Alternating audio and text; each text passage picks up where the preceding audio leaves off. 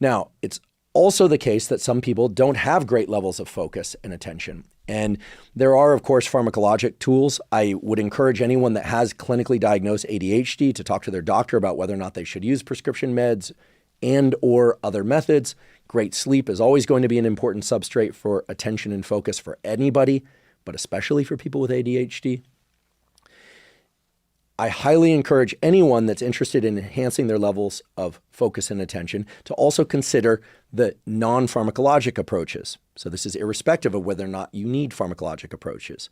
Yes, being well hydrated. Yes, the appropriate amount of caffeine for you that allows you to be alert, but not, shaking and agitated can be very useful. However, the scientific data also support the fact that doing a brief, say 5 to 10 minute mindfulness meditation each day. These are the data from Wendy Suzuki's laboratory at New York University, showing that people who do a 10-minute meditation per day where they simply sit or lie down, close their eyes, focus on their breathing, their attention invariably drifts. They bring their attention back to their breathing. People who do that on a regular basis improve their level of focus. They improve their memory and recall ability. And of course, there are a bunch of other positive effects of that simple zero-cost tool of mindfulness meditation. So if you're interested in improving your levels of focus and attention for sake of learning, I highly encourage you to explore the so valuable tool of mindfulness meditation, just 5 or 10 minutes per day done on a regular basis. You miss a day, no big deal, just get right back to it the next day. Does it matter if you do it morning, afternoon, or night? No. Some people find that doing it too late at night might disrupt their sleep. But if you think about meditation of the sort that I just described as a perceptual exercise, maybe you don't even call it meditation, you're just teaching yourself to focus. You could even do it with eyes open by focusing on a visual target, allowing yourself to blink. There are good data on this sort of approach as well. And then just making sure that your visual attention and cognitive attention comes back to that visual target over and over again. It's a deliberate process of bringing your attention back to a particular location. That is very valuable for improving your levels of focus. In fact, it is known to create significant improvements in your ability to focus, which is critical for your ability to study and learn. So I know that many people are interested in what to take, what to do at the level of kind of esoteric practices or things to buy. There is stuff out there. Again, I mentioned hydration, caffeine, great sleep, and so on. But the simple practice of mindfulness meditation, or just what I describe as a focusing perceptual exercise of bringing your attention back to the same location over and over again deliberately, will train you to train your nervous system to bring your attention back to whatever it is you're trying to learn. Now let's talk about how the best students structure their days. Turns out there are great studies on this. There's a really nice paper, in fact, that surveyed close to 700 students. These were medical students, approximately equal number of male and female students, and analyzed the most useful learning habits. That is, the learning habits associated with the most successful students. Now, anytime you do a study like this where people take surveys, there's always the issue of causality. In fact, we can pretty much set aside any possible causality. For instance, I'm about to tell you that the very best performing students tend to study for about 3 or 4 hours per day. But you could easily say, well, they're the best students because they study 3 or 4 hours per day. They don't study 3 or 4 hours per day because they're the best students. And you'd be exactly right. Okay. We can get into all sorts of discussions about correlation versus causation, about reverse causality, and on and on. However, none of that is the point here. The point here is to establish what are the habits that the most successful students seem to incorporate over and over again, regardless of what classes they're taking, regardless of where they are in their arc of their learning trajectory.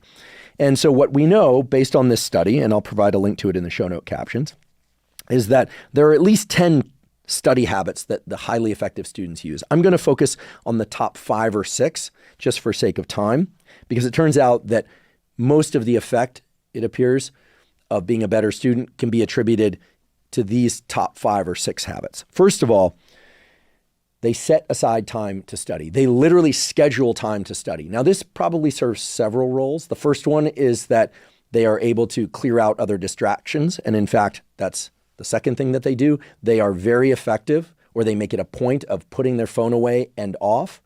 of isolating themselves. That's right. They're not studying with other people. They study alone, which is not to say that people who study with others cannot be effective in their studying, but the best performing students seem to study alone. They put their phone away. They tell their friends and families that they are not going to be able to be reached during that time. And yes, they study for 3 or 4 hours per day, but they break that up into a couple of different sessions, typically 2 or 3 sessions. So they're not doing a 3 or 4 hour studying bout all in one shot. So they're managing their time, they're eliminating distractions, and they're studying for a consistent amount of time, at least 5 days per week. Okay, presumably they're taking some weekends off, although that wasn't made clear from this paper.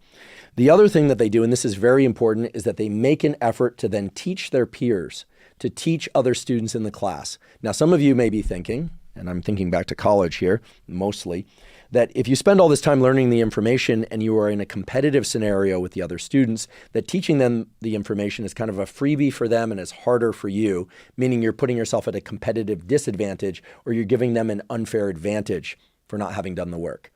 Now, while this paper didn't do an analysis of whether or not these students that served as the learners from the other students got an unfair advantage, it's very clear that students who make it a point to learn material in isolation, then bring that material to other students in the same course and teach them, perform exceedingly well in comparison to the other students. So don't be afraid to be a teacher of your peers in order to test, this is key, to test and develop mastery of the material. Now, in my laboratory for years, we used to have a saying, which I simply picked up from the laboratories I was trained in. I didn't come up with the saying, which was watch one, do one, teach one. And that was referring to doing surgeries or suturing or doing an antibody reaction or a Western blot or things that you do in laboratories. Watch one, do one, teach one. Watch one, do one, teach one, of course, should be reserved to anything where no one's going to be put in danger by the watch one, do one, teach one procedure, right? Some procedures, especially in laboratories, can be dangerous given the materials you use, etc. And of course, today we're talking about learning and studying generally. So provided it's safe, watch one, do one, teach one is an excellent means to learn, that is to study new material, to develop proficiency and even mastery. And over time, perhaps even virtuosity. We'll return to that later, those distinctions. So going back to this idea that the best students set aside time, they designate time to study alone without distractions, that is sure to help them anchor their focus and attention. They know that they're going to need to use their focus and attention during that time. And we know with absolute certainty that focus and attention are a limited but renewable resource in the human brain. The longer you're awake, the more is the buildup of a molecule called adenosine in your brain and body. It makes you sleepy, it makes it harder to focus. When you sleep, adenosine levels are pushed down again. You're able to focus again. You feel more alert. You can think of adenosine as limiting your attentional budget, which is not to say that some people don't study best in the afternoon or in the evening or even late at night, right? I recall times during university when I'd study between the hours of 10 p.m. and 2 a.m. I don't do that any longer, but scheduling time where you know you're going to need to be focused and attending is perhaps one of the most important things toward being able to focus and attend to the material. Now, if you're taking courses, you probably are going to be a slave to the timing of the courses. You aren't going to be able to tell the instructor, okay, listen, I want you to do this course at 3 p.m. because that's when you learn best, or at 8 a.m. because that's when you happen to be able to attend best. However, to the extent that you have any control over the time in which you're going to study, keeping that at a regular time or times, perhaps 1 block early in the day, 1 block later in the day, perhaps 2 blocks early in the day, and so on, is going to be beneficial. It turns out that's also supported by the research literature, that the brain, just like with its sleep-wake cycles that entrain to a regular schedule, that is, your brain and body get used to being active and inactive at particular times based on your exposure to sunlight, your exposure to activities, your social rhythms, etc. If you regularly, meaning for the course of about 3 days, make it a point to focus and study at particular times, again, pulling your attention back, it's not an automatic process, but pulling your attention back to a specific location, perhaps on a page or that you're listening to in a lecture, your body and brain will start to entrain to that rhythm such that you will be able to focus and attend better simply by virtue of the regularity of the timing of the exposure to the material. Okay, so You probably need about 2 or 3 days to break into a regular schedule of focusing and attending and studying at a given time or times. Allow yourself that transition period, but then make it a point to schedule those times to study. Set aside your phone. Tell people you're going offline. Turn off the Wi-Fi if you need to or have to. You may need it for your studying. I don't know. Depends on what you're studying. But limit distractions at all costs and learn to just focus on the material. And this is a skill. This is the most important thing to understand. It's a skill to be able to focus and study. And it's a skill that you can learn very quickly, especially if you schedule it for regular times and you give yourself 2 or 3 days in which to adapt to those schedules and times and then try and stick to them as regularly as possible, perhaps even on the weekends if you're approaching the end of the quarter or semester, perhaps even on the weekend, even if you're not in the quarter or semester. Keeping those regular times will entrain your nervous system to study and learn at its best at those particular times. Before I move into specific ways to study in order to maximally offset forgetting, notice I didn't say in order to learn, but rather to maximally offset forgetting, aka learning, stably learning material. There's one other point that I wanted to pass along from this really nice study on the study habits of highly effective medical students that I've been referring to. And that is when one examined, or these people were asked about their motivation for studying, the best performing students had an interesting answer. They had a very long-term understanding of how, or belief rather, about how their success in medical school would impact their family, how it would impact their life arc, how it would change them. And they weren't particular about the ways in which it would change them or their family. In fact, it was a rather broad, abstract, aspirational way of thinking about their study efforts. So what I like so much about this paper is that, in addition to having a fairly large sample size, close to 700 students that were evaluated, and yes, it's purely, self-report and this kind of thing, nonetheless, it bridges the two extremes of studying and learning. It gets right down into the nitty-gritty of how long they study, when they study, the things they do to limit distraction that we just discussed. But it also gets to their underlying psychological motivations and the thing that they use in order to pull them forward through their study efforts, perhaps especially when their desire is waning or their level of fatigue is increasing. I don't know that, I'm speculating here. But this is this aspirational component of going to medical school, which it turns out in the country in which this study was done, only very, very select few of the very best students are able to achieve that. And they have to learn the information in a different language altogether, which is incredible. I always marvel at that. I have friends that did their PhD thesis in Italy. They're Italian by birth. They now happen to run a laboratory in Italy. And they had to do their PhD training and write papers and give their thesis, dissertation, and defense in English, even though English was their second language. So talk about a challenge. And that's just one example that I can think of. There are many examples of that. These students that I'm referring to in this study are not necessarily constantly thinking about how their efforts will transform themselves and their families, but they certainly were able to report what it was specifically that they are seeking, what they're aspiring to, besides just trying to do as well as they can getting into and through medical school. So the high-level aspirational stuff within you, whatever that is for you, it's going to be highly individual, is certainly important, and it offers a bookend to the nuts and boltsy kind of stuff that you're going to do, I would hope, in order to best study and learn the specific material, so the specific actions that you're going to take each day to learn specific bits of information that will pull you toward those important aspirations. And now again, if you love the material you're learning, this aspirational component is probably not as important, right? I can recall during university and graduate school and so on, thinking, oh my goodness, this is like the coolest thing I've ever heard. I'd probably say that about a million different topics. Like, oh my goodness, circadian rhythms, seasonal rhythms, melatonin, neural circuits, dopamine. I was just awash with excitement about what I was learning. But of course, sometimes I would take a course where the material was, I don't know if it was more challenging or not, but I had a harder time getting engaged by the material, either by virtue of how it was being taught to me or the material itself.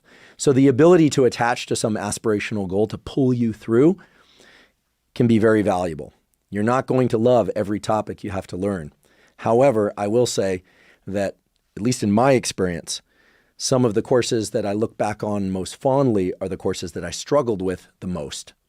And in fact, that's the basis of the next and easily one of the most important studying tools. So a key theme in all of the excellent literature, that is the peer-reviewed research on how best to study, is that studying that feels challenging is the most effective. I know nobody wants to hear this. Everyone wants to hear about flow. Everybody wants to hear about information just sinking into their brain by osmosis. I think it was a Garfield cartoon where he talked about learning by osmosis. There's this very cute real-world video of a kid in a classroom. I believe it's in China, where he's taking the book and he puts it on his head. Maybe I can find this clip, and he's just kind of like trying to wash it into his brain. It's super cute clip, but guess what? That doesn't work. I mean, it works to put the book on your head. It doesn't work it's not going to get the information into your brain. Perhaps someday there will be ways to rapidly download information into neural circuits. Right now, we've known for hundreds, if not thousands of years, that effort is the cornerstone of learning. So I know there are probably some groans about that. I know some of you perhaps were hoping that today I was going to tell you how to study so that studying wasn't painful. I think I can accomplish that by the end of today's episode. But in order to do that, let's take another quiz. Okay, so here's the quiz. Again, you can answer these questions in your head. You don't have to tell anyone, but you could write them down or say them out loud if you want. The first question is, when during either your states of alertness or sleep does the remodeling of neural connections occur? I like to think this is a pretty easy one. Okay, the answer is during sleep. The second question is, what is one behavioral tool that you can use to improve focus? The answer is simple mindfulness meditation, which I'd prefer you think of simply as a perceptual exercise. So again, just sit or lie down, close your eyes, focus on your breath. When your attention drifts, bring your attention back to your breath, and so on. Or if you prefer, you can do this eyes open by focusing on a visual target, either a foot or 2 feet or 3 feet away, whatever distance is comfortable for you, allowing yourself to blink as needed, but forcing yourself to focus on that visual target for, say, 1 to 3 minutes, maybe even 3 to 5 minutes, maybe even 10 minutes. Again, please blink. You don't want your eyes to dry. Both those tools will improve your ability to attend, to focus to other material when the time comes. Okay? The circuits for focus and attention themselves are subject to neuroplasticity. And then the third question is, can you name or list off in your mind 3 tools that the most effective students have been shown to use? I can think of limiting distraction by virtue of putting away phones and telling others you won't be in contact with them. 2, and I'm getting these out of order, I realize, is to isolate, to study alone. And the third that I can recall is to teach others in the same course. Okay, you can probably think of a few others. Now, why are we taking these silly little quizzes? Well, turns out they're not so silly when one considers that hopefully you'll remember the information from today so that you don't have to listen to it over and over again. But that if ever there was a strongly research-supported tool in the literature, in the peer-reviewed literature about how students can learn information better, it's testing. And I know, we think of tests as a way to evaluate our knowledge, but it turns out that testing is one of the best ways to build our knowledge, to retain our knowledge, and again, to offset forgetting. Now, the study of testing as a learning tool, not just as a way to evaluate how much information we've learned, goes back over 100 years. There's a classic study that was done in 1917 where grade school age children read biographies. So they read biographies, and then the kids were divided into different groups. One group read and reread those biographies over and over. Another group read the biographies once and then were tested on those biographies. But get this, they tested themselves on those biographies simply by having to think about the information that they had read and trying to remember the information, like what was the biography, who was the person, who were they married to, what did they do, when did they go to school, what did they do in school, what did they do in the world, what role did they play in life. So they essentially tested their own knowledge simply by going into their own head and asking themselves what they could remember about those biographies. Now keep in mind here that even though it's fairly apparent that reading a biography 2, 3, 4 times might seem more passive than testing oneself on a biography that they had read just once, right? You could imagine that thinking about the biography involves more effort, and indeed it does. But keep in mind also that the kids in the second group were only exposed to the biography once. And yet, when you look at the percent of accurate recall of information from those biographies, the children that read the biography once and then made a deliberate point to think about that biography in their own mind, to effectively test themselves on that material just within their heads over and over, but an equal number of times as the kids that read the biographies directly on a page over and over, vastly outperformed the kids that read the biographies over and over. Put differently, reading and rereading material and rereading material is far less effective than reading material and then thinking about that material, testing yourself on that material, forcing yourself to bring that material to mind in your own mind. And this is not just for sake of remembering more volume of material, but also accuracy of recall of that material. And that, at least to me, was pretty surprising at first, until one starts to explore subsequent studies of the role of testing as a learning tool. And then you start to realize that testing yourself is far and away the best tool for studying and learning, not just for evaluating your knowledge, but for actually studying and incorporating that knowledge into your neural circuits. Okay, so I realize that anytime I or somebody else talks about a study that was done in 1917, we think of people in these, like wooden shoes and in these schoolhouses that look so different and kids dress so different. Let's get a little more modern here. Keep in mind, however, that the nervous system hasn't really changed much in tens of thousands of years. Nonetheless, I think it's nice to think about a more recent study of how best to study. And this study, which by the way, we'll provide a link to in the show note captions, as well as a couple of reviews that include results from similar studies. Again, I'm pointing to a body of research, not just one study here. Looked at whether or not studying material 4 times, so study, was better in terms of locking that information into people's minds, allowing them to use that information flexibly, which is an element of creativity, essentially giving them mastery of the material, then a different group which studied once, studied the material twice, studied the material 3 times, then was tested on the material.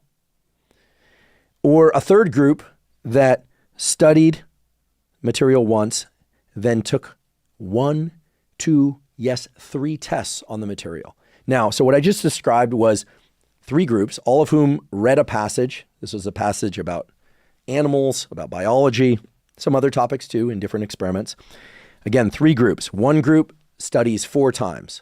They study the material 1, 2, 3, 4 times. Then later, they take a test. The second group studies 1, 2, 3 times, takes a test on that material, and then later takes a test. The third group studies the material once, then takes 3 tests on the material, and then later takes a test. So what's analyzed and compared between these different groups is their performance on that final test, okay? What I put in as the 5th bin there, right? Because it was, think about it as SSSS, so study, and then later test. Or SSST, study, test, and then later test. Or STTT, study, test, and then later test. So what's compared and contrasted is performance on the test some period of time later. Now, some experiments made that final test of the material a couple days later. Other experiments made it a couple weeks later. Other experiments made it much later, months or even a year later, okay? The point here is twofold. First of all, based on everything I've told you thus far, you can probably guess who performed best on the test that occurred some period of time later. Okay? Right. The performance on that final test was essentially proportional to the number of tests one had already taken on the material. Okay? That should be pretty much obvious given the way we've been going today in this description of tests as a way to offset forgetting. Okay, so the more tests that you take as a way to expose yourself to the material, the better you're going to perform on that material at some later point. Now, of course, at some point you have to be exposed to the material for the first time, right? That's why it's studying and learning. But after one exposure to new material, taking more tests on that material, even if you don't perform that well on those tests, as long as you're able to see the accurate answers to those tests and compare your answers to those answers, will lead to better performance on the ultimate test and retention of that material at some later time. Put differently, it's not about how many times you study the material or how many times you're exposed to the material. It's about being exposed to the material, doing your best to focus and attend to that material, and then self-testing yourself on that material. Or as the case may be, if an instructor is the one giving you the test, but nonetheless, taking tests on that material, not just once, but ideally 2 or 3 times, that's what really locks the material into your neural circuits. That's what's going to lead to the most pervasive change, the most durable change, we should say, in your neural circuits that carry that material, that hold that material in your mind, what we call neural encoding, okay? So the more times you test yourself or that you are tested on material, the better your retention of that material. Now, some people will immediately say, well, goodness, what if I learned it and then I'm tested and I'm somehow consolidating the wrong or inaccurate material? But it doesn't appear to be the case. As long as you learn what the correct answers to the tests are, even if you're getting, 40 or 50% or less accurate on those tests that you take immediately after the studying period, that's still going to be a better strategy than rereading the material, which ought to be somewhat surprising. It certainly was surprising to me. But you know what's even more surprising and a little scary, and that we all should know, and I wish I had learned when I was in the 2nd grade, is that if you ask students, how confident are you in the material that you just learned? How well do you think you would perform on a test? What you see consistently in these studies, I'm chuckling because it's kind of mind-blowing, is that the students who study the material, that is, who were exposed to the material 4 times, think that they are going to perform best on the ultimate exam. However, the students that study the material once and then are tested 3 times on that material, they think that ultimately they're going to perform least well. For instance, they ask them their confidence, how well do you think you would perform on a test of this material in 2 weeks or in a year or in 6 months or even tomorrow? They report, that is, the students in the study test group report much lower confidence in the material, much lower sense of mastery of the material compared to the students that were exposed to the material 4 times who are saying, yeah, I think I would do pretty well or very well. And guess what? The exact opposite is true. Put differently, when you're exposed to material over and over and over again, you think you've learned the material. In fact, your confidence that you've learned the material increases with each subsequent exposure to the material. But actually, you haven't learned it at all compared to the people that are exposed to the material and then take tests on the material, oftentimes straining to get the answers right on those tests. In fact, sometimes getting those answers dead wrong and then realizing they get those answers dead wrong, or sometimes they just sense it. But guess what? Testing yourself once, twice, maybe 3 times prior to the ultimate test of your knowledge of that material is far and away the best way to lock that material into those neural circuits.